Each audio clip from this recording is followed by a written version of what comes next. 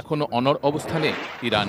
এখন ট্রাম্প কি করতে পারেন সে বিষয়ে তার সম্ভাব্য কিছু বিকল্প সামনে এনেছেন বিশ্লেষকরা। যদি যুক্তরাষ্ট্র, ইসরায়েল ও ইরানের মধ্যে কোনো চুক্তি না হয়, তবে ট্রাম্প তার দেয়া সময়সীমা আবারও বাড়াতে পারেন।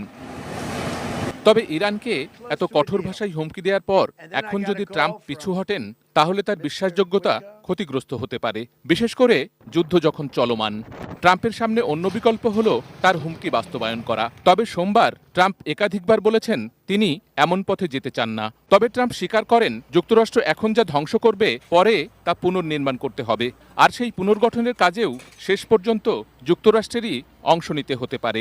ইরানকে উদ্দেশ্য করে হুমকি দিয়ে ট্রাম্প গত রোববার বলেন মঙ্গলবার হবে বিদ্যুৎ কেন্দ্র দিবস, সেতু দিবস। সময়সীমা হিসেবে ট্রাম্প উল্লেখ করেছেন মঙ্গলবার রাত ৮টা, অর্থাৎ বাংলাদেশ সময় বুধবার সকাল ৬টা। নির্ধারিত সময়সীমার মধ্যে তেহরান হরমুজ প্রণালী খুলতে কোনো চুক্তিতে উপনীত হতে ব্যর্থ হলে ইরানকে এক রাতেই নিশ্চিহ্ন করার হুমকি দেন ট্রাম্প। তিনি বলেন আর সেই রাতটি হতে পারে মঙ্গলবার রাত।